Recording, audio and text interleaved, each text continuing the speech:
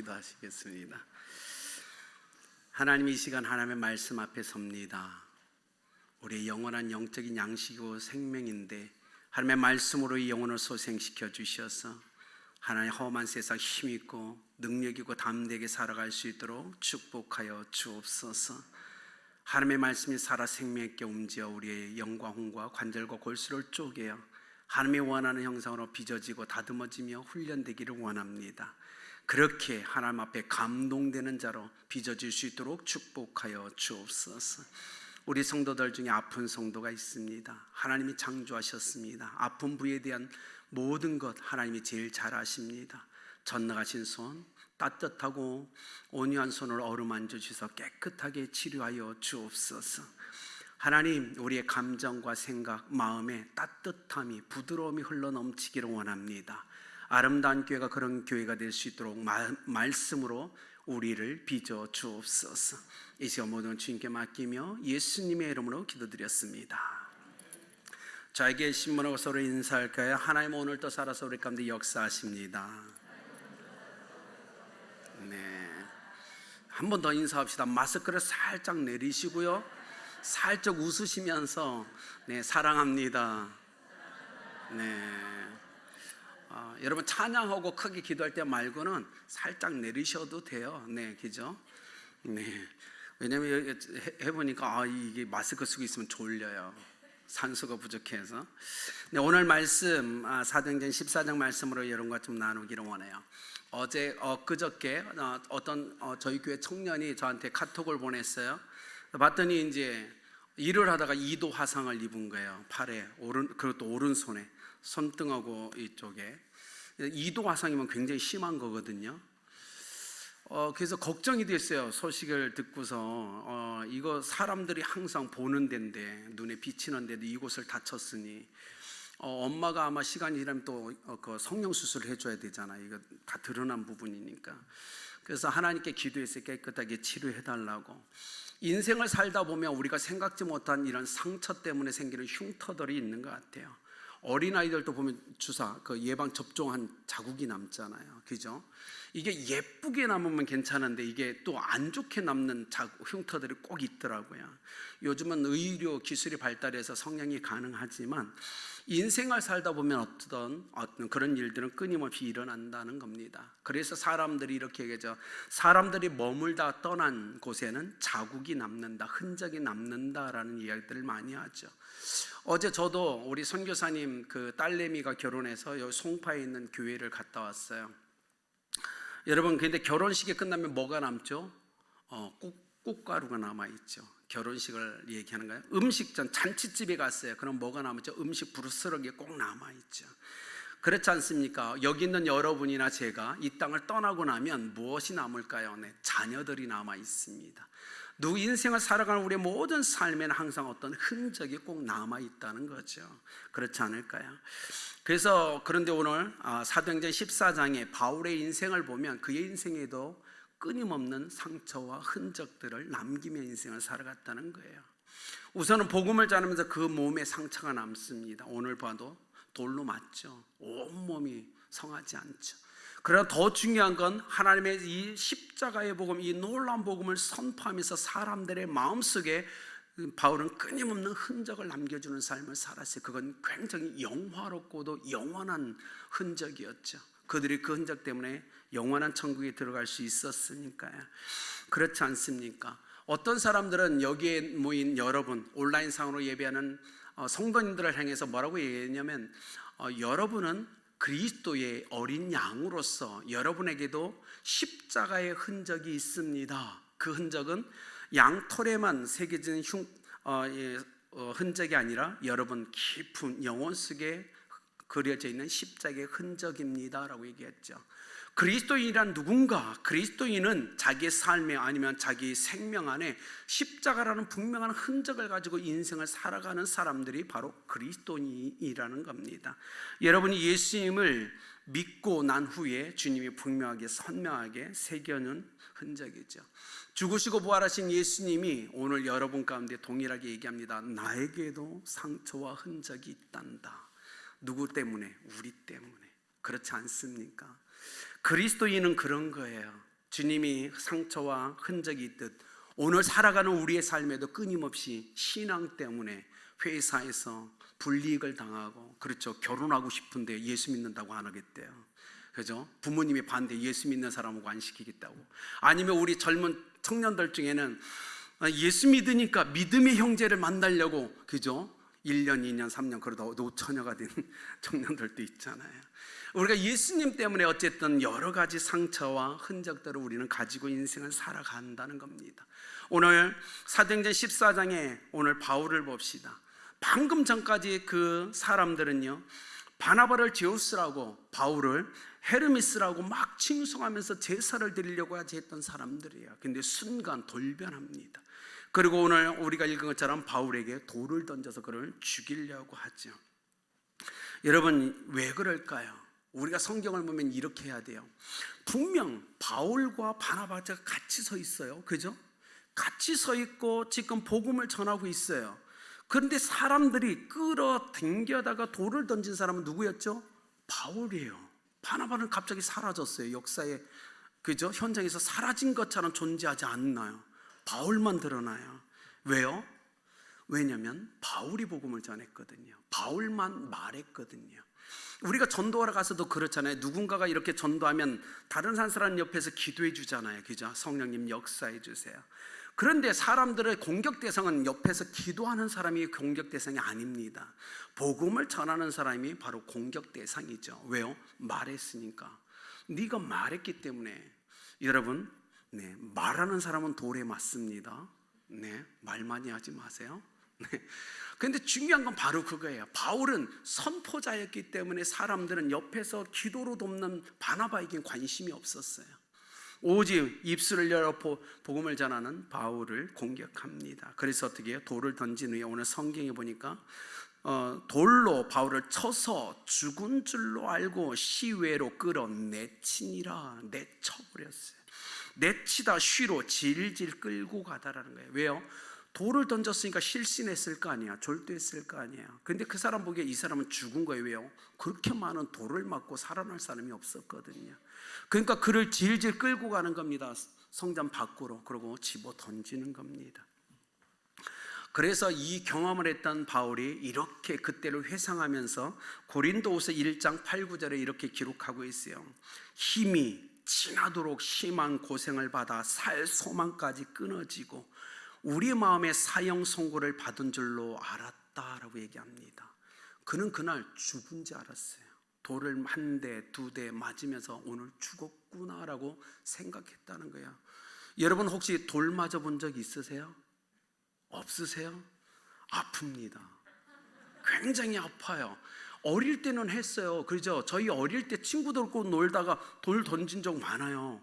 한 번 맞으면 얼마나 아픈지 몰라요. 정말 아픕니다. 그런데 바울은 죽도록 맞았어요. 돌로.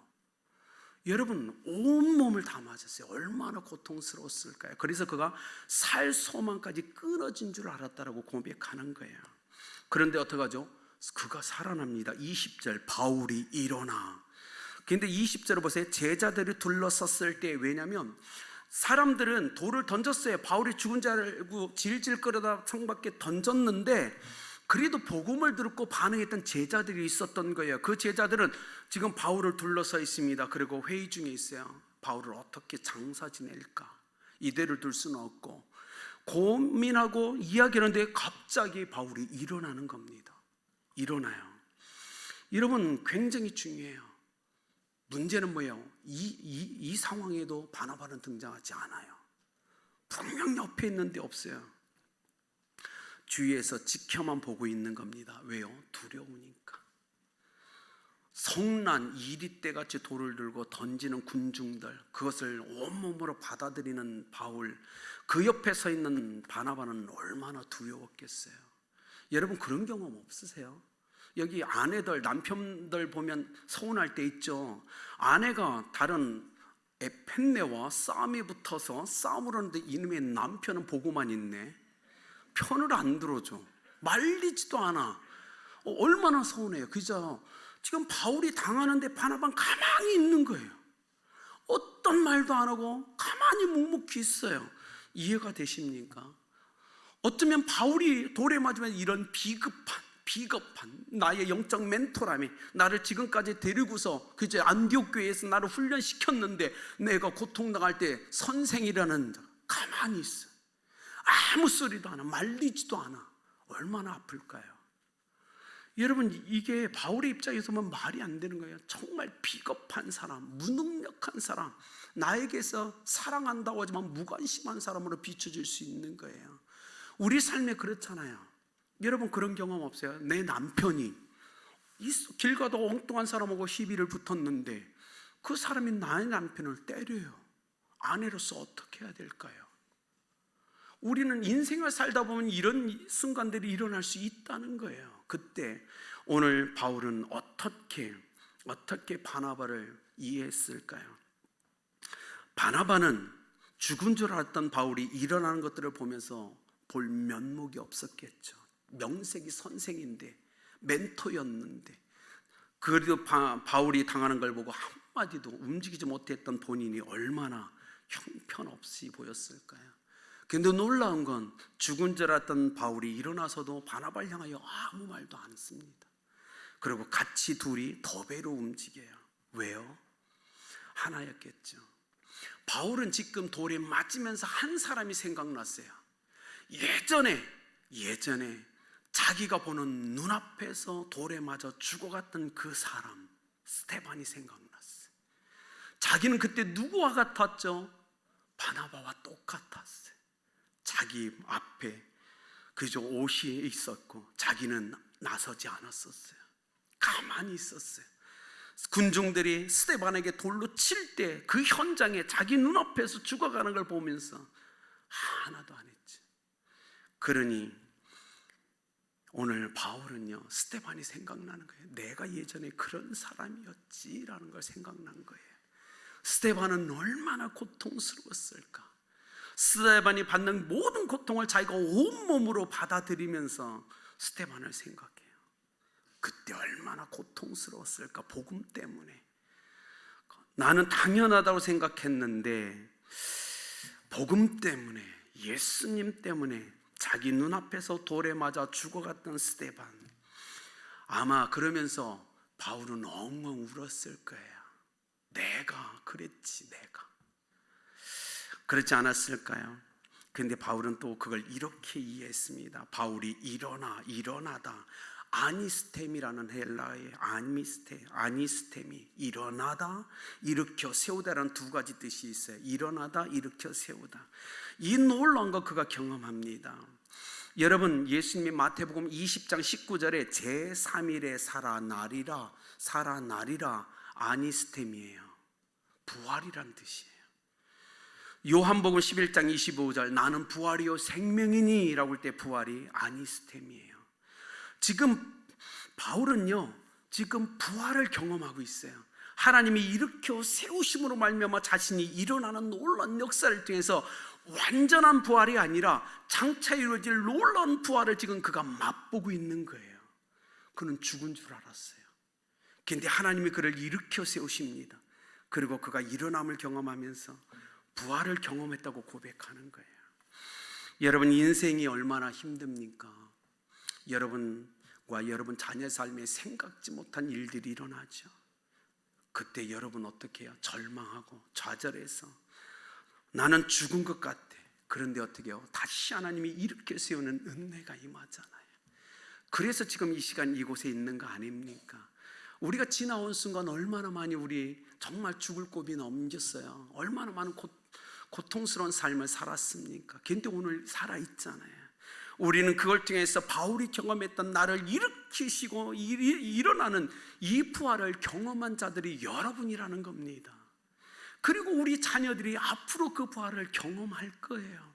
그들이 걸어갈 인생에서 수없이 넘어질 수 있지만 넘어진 상황에서 주님이 오셔서 그들을 일으켜 세우는 부활의 역사가 우리 자녀들의 삶에 일어날 겁니다. 바울은 지금 그 고백을 하는 거야. 그래, 나는 죽었어. 그런데 주님이 나를 일으켜 세우셨지. 이것이 바로 부활의 영광이고 기쁨이구나. 완전한 부활은 주님이 오실 때 이루어질 거예요. 그러나 오늘 우리가 살아가는 인생에서 이 부활의 작은 이 맛은 하나님이 끊임없이 맛보게 해줄 겁니다. 바울은 지금 그 얘기를 하는 거야. 하나님이 나를 일으켜 세우셨다. 나는 부활을 경험했다라고 얘기하는 겁니다. 자, 히브리서 11장 19절에요. 이렇게 얘기해요. 그가 하나님이 능히 이삭을 죽은 자 가운데서 다시 살리실 줄을 생각한지라 비유컨대 그를 죽은 자 가운데서 도로 받은 것이니라. 여러분, 창세기에도 부활신앙이 등장합니다. 그렇잖아요. 아브라함은 대단했어요. 아들 이삭을 잡아 번제로 하나님께 드리는 그 상황에서도 하나님이 죽은 자 가운데서 이 아들을 돌려줄 거야 라는 부활의 신앙이 있었다는 거예요. 그건요, 여러분, 예수님 때문에 부활신앙이 아니고 이미 하나님의 하나님 되심을 알고 있다면 하나님은 우리를 부활시킬 수 있다는 믿음이 구약시대에 이미 존재하고 있었다는 거예요. 아브라함은 그걸 정확히 이해했어요. 아브라함이 어떻게 예수님을 봐요? 못 봐요. 수천 년 후에 일어날 일인데요. 그런데 아브라함은 하나님을 알았어요. 내가 믿는 하나님이라면 죽은 자를 살릴 수 있지, 부활의 역사는 일어날 수 있지. 아브라함이 이미 창세기에서 부활신앙을 이미 소유했다고요. 이게 놀라운 거예요. 믿음으로 의롭다함을 받는 걸 구약시대에 확실하게 우리에게 보여줘요. 여러분이 하나님을 정확히 이해한다면 여러분의 삶에서 부활은 일어납니다. 하나님을 아는 만큼 역사는 일어나게 돼 있다고요. 더 나가 볼까요? 누가복음 15장에서 탕자의 비유가 나오는데 24절과 32절에 이 내 아들은 죽었다가 다시 살아났으며 내가 잃었다가 얻었기로라는 두 번의 표현합니다. 부활신앙이죠. 내 아들이 죽었다가 다시 살아났으며 내가 잃었다가 얻었다. 신약에서 나와요. 하나님은 꼭 누군가가 죽었다 살아나서가 아니고 우리의 삶에 일어나는 어떤 일들을 통해서 끊임없이 부활에 대해서 얘기하고 있다는 거예요. 우리에게. 여러분, 부활은 있습니다. 하나님이 살아계시기 때문에 그래요. 우리가 살아갈 길, 그리고 우리 자녀가 살아갈 길에 하나님은 끊임없이 부활의 은혜를 베풀어 주실 겁니다. 일으켜 세우실 거예요. 오늘 사랑하는 성도님들, 여러분 사업 때문에, 직장, 또 자녀와 관계 때문에 여러분 지금 주저앉아 있나요? 넘어졌나요? 절망하고 있나요? 하나님이 일으켜 세우실 겁니다. 그 은혜가 여러분 삶에 일어나길 예수 그리스도의 이름으로 축복합니다. 믿음으로 받으면 역사가 일어나더라고요. 이건 놀라운 거예요. 그래서 여러분 믿음으로 자꾸 화답하셔야 돼요. 바울이 얘기했어요. 바울은 자신이 분명 돌에 맞아 죽었고 살수망이 끊어졌다고 생각했어요. 그런데 하나님이 자기를 일으키시는 걸 경험하죠. 부활의 은혜를 경험한 여러분 삶에 이 은혜가 넘치길 예수님의 이름으로 축복합니다. 그래서 부활의 그 은혜를 맛본 바울은 20절에 그 성에 들어갔다가 라고 얘기합니다.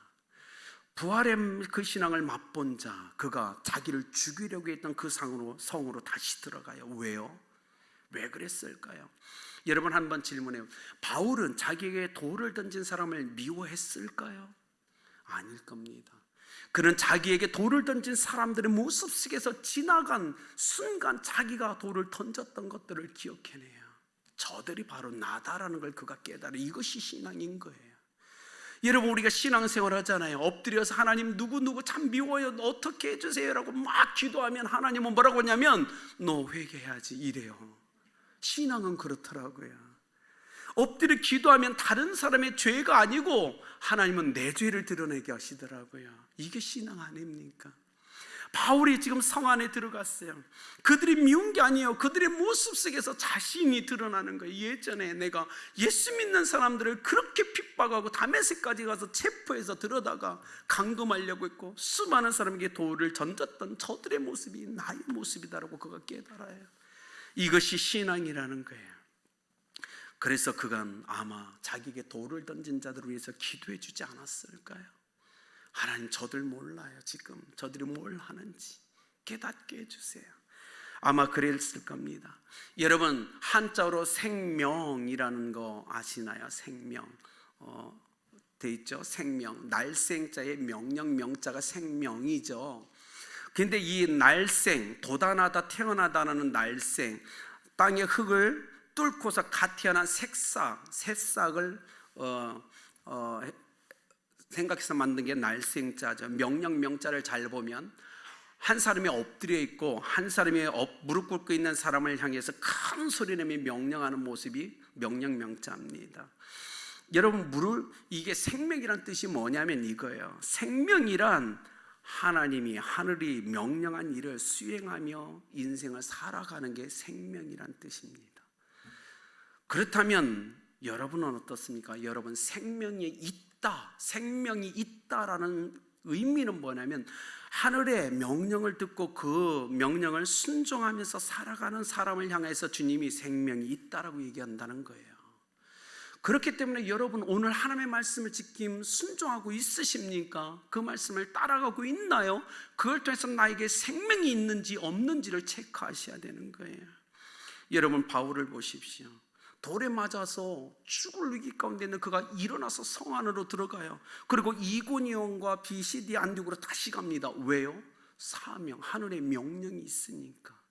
생명 있는 자로 살아가야 될 거 아니에요. 힘들고 어렵지만 하늘의 명령이 그에게 주어졌어요. 그 명령을 갖고 그 명령을 순종하며 살아가는 생명 있는 자의 삶을 그가 오늘 보여주고 있는 거예요. 여러분, 하루를 살아도 사명 있는 삶을 살아가시길 예수님의 이름으로 축복합니다. 하나님 앞에 생명 있는 자는 하늘의 음성 명령을 듣고 그 명령을 순종하는 사람만이 생명이 있는 자예요. 오늘 성경이 그걸 얘기하는 거예요. 제가 이 바울사도를 묵상하다가요, 최근에 한 2-3주 동안 막 하루에 수십 번씩 듣는 찬양이 있어요. 송경민 목사님이 쓰신 다시 복음으로라는 찬양인데 한번 집에 가서 들어보세요. 다시 복음이라는 찬양의 가사가 이렇습니다. 하나님 독생자 예수 그리스도, 그 복음만이, 오직 십자가만이, 오직 하나님만이 나의 전부입니다. 이것이 생명 있는 사람의 고백이라는 거예요. 바울은 이 고백을 하고 있는 거예요.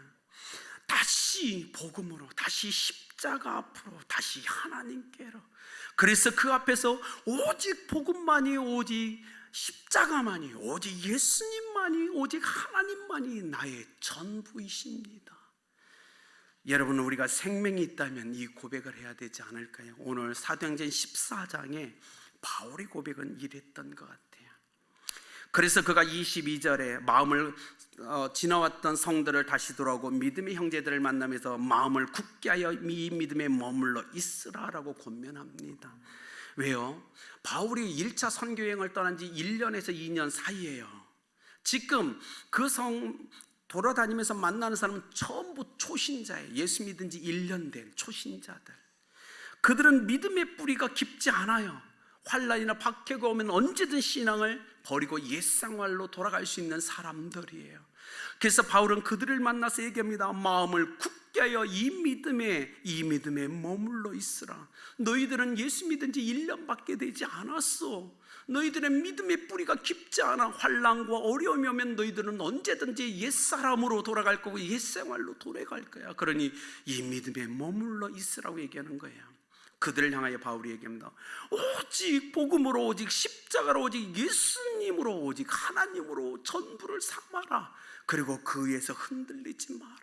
이것이 바울이 자기가 복음을 전했던 사람들에게 얘기하는 거예요.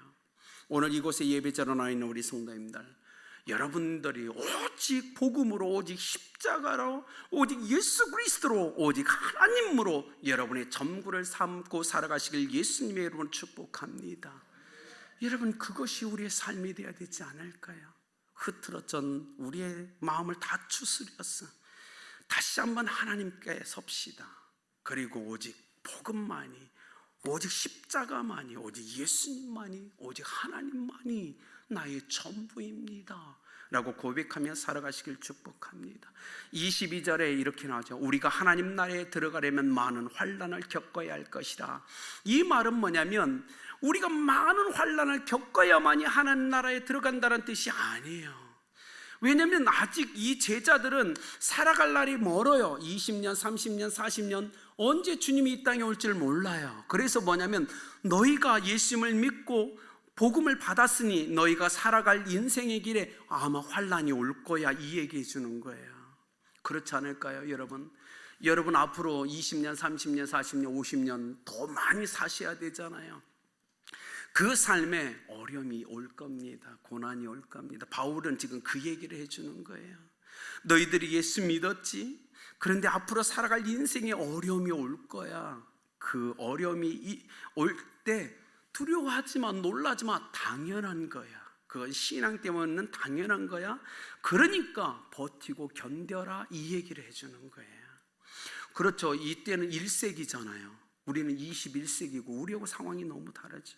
그래서 예수님이 요한복음 16장 33절에 세상에서 너희가 환난을 당하나 담대하라, 내가 세상을 이겼노라 하시니라. 무슨 말씀하시는 거예요? 내가 너와 함께해, 이 얘기하는 거예요.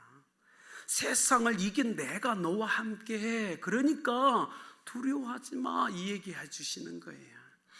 하나님이 여러분과 함께 하십니다. 신앙 때문에 핍박이 올 때 두려워하지 마세요. 신앙 회사 다닐 때요, 예수 믿는 것 때문에 불이익 당하시죠.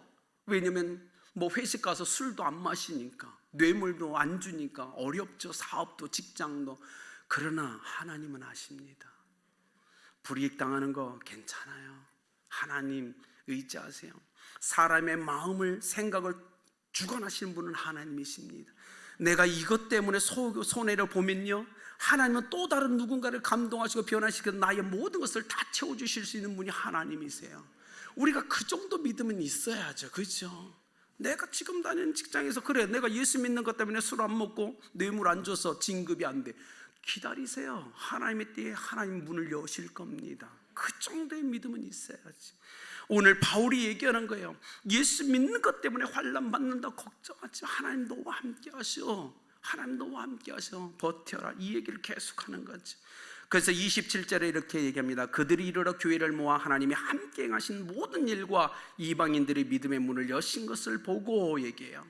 바울이 지금 선교 보고를 하는데요, 이렇게 얘기하지 않았어요? 나 선교사를 안수받고 출발하자마자 풍토병 걸렸어. BCD 안디옥에선 유대인들 선동 때문에 박해로 쫓겨났어. 그리고 이고니온에선 돌로 치르고 해서 도망쳤지. 루스드라에선 돌에 맞아 죽기 직전이었지. 그러면 이 시대 성도들이 뭐라고 반응할까요? 우와, 선교사님 대단하십니다. 우리 헌금합시다, 이렇게 가지 않을까요? 바울은 그런 간증을 안 했다는 거예요. 바울은 자기 입장에서 간증하지 않았어요. 철저하게 하나님 입장에서 선교보고예요. 우리가 가는 곳에 하나님이 함께 하셨습니다. 그곳에서 하나님이 이방인들을 구원하셨습니다. 자, 27절 보세요. 부탁 곳이라 그들이 이르러 교회를 모아 하나님이 함께 행하신 모든 일, 이방인들에게 믿음의 문을 여신 것을 보고했대요. 자기의 몸의 상처들을 얘기하지 않았어요. 바울은 하나님이 하셨지, 하나님이 항상 동행하셨지, 그리고 하나님이 이방인들의 믿음의 문을 열어주셨지, 그리고 이방인들이 예수 믿고 돌아왔어요. 루스드라에서 안진뱅이를 치유하신 분은 하나님이십니다. 이 고백을 하면서 하나님을 높이는 거예요. 얼마나 멋있습니다. 이게 선교사 아닐까요? 그죠? 나 루스드라에서 돌 맞아 죽을 것 같아. 보세요, 여기 자국이 있어요. 이 고백 안 했다고요. 바울은 그 몸 전체가 더 돌에 맞은 상처투성이에요. 그 옷을 벗기면 우리가 쳐다보지 못할 거예요. 그러나 바울은 자기의 육체의 상처를 전부 덮고 하나님만을 드러내는 거예요. 왜요? 답은 하나죠. 그 몸의 흉터와 흔적은 하나님이 다 아시니까, 하나님이 기억하실 거니까. 사랑하는 우리 아름답게 성도님 여러분, 우리는 헬린 나유엔이 얘기했던 상처받는 치유자의 삶을 살아가야 됩니다. 여러분, 예수 믿으면서 얼마나 많은 상처 있으세요? 감정에, 마음에, 생각에, 몸에 상처 많으시죠? 괜찮아요. 우리가 하나님 앞에 섰을 때 복음 때문에, 예수님 때문에 온몸이 다 성하지 않아, 다 상처투성이야. 괜찮아요. 그것이 가장 하나님 앞에 아름다운 모습 아닐까요? 그렇게 섰을 때 주님이 내가 너를 기억했고 기념했단다. 바울은 지금 그 얘기하는 겁니다.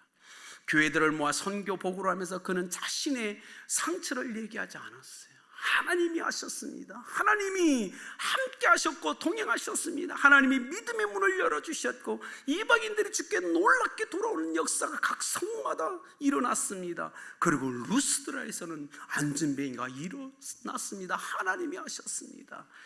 여러분도 그렇게 오직 하나님만을 높이시길 예수 그리스도의 이름으로 축복합니다. 결론은 맺을까요? 인디언 격언에 예전에 제가 말씀드렸는데 이런 격언이 있어요. 내가 세상에 태어났을 때 너는 울었지만 우리 모두는 웃었단다. 그러나 내가 이 세상을 떠날 때 너는 웃지만 그러나 너를 아는 모든 사람은 울도록 인생을 살아가라. 이것이 인디언의 격언이죠. 우리가 이 땅에 태어날 때 우리 부모님들이 기뻐하셨죠. 즐거워하셨죠. 우리는 앵 하면서 울면서 태어났지만 우리 가족은 너무 기뻐했어요. 그죠? 그러나 우리가 죽을 때는 천국을 바라보면서 우리는 기쁨으로 와, 하나님이 나를 오라 하는구나. 나 오늘 천국에 들어가는 기쁜데 내 주위에 있는 형제 자매들은 나를 먼저 보내는 것이 너무 가슴이 아파서 태어날 때와 반대로 엉엉 울고 있는 거예요. 그 인생이 얼마나 복된 인생입니까? 사랑하는 아름답게 성도님들, 여러분과 여러분의 자녀 인생이 그렇게 되길 예수님의 이름으로 축복합니다. 여러분, 주님이 우리 오라 하실 때 아마 바울처럼 천국을 바라보면서 기쁨과 환희 속에서 할렐루야라고 우리가 가지만 우리 주변에 있는 형제와 자매들은 먼저 보내는 우리 때문에 아파하며 우는 역사, 그 감동적인 인생을 우리가 살아가야 되지 않을까요?